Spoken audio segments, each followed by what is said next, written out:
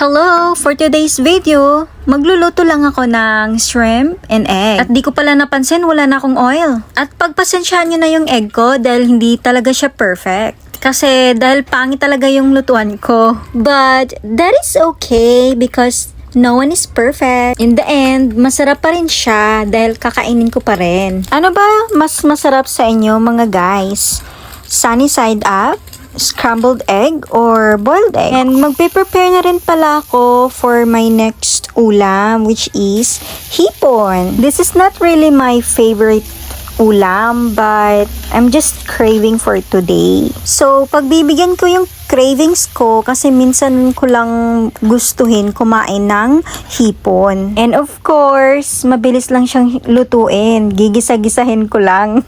Asin at paminta lang pala yung ilalagay ko na seasoning dito mga beshi. Turo po kasi ng mama ko before, wag daw maglagay ng magic sarap.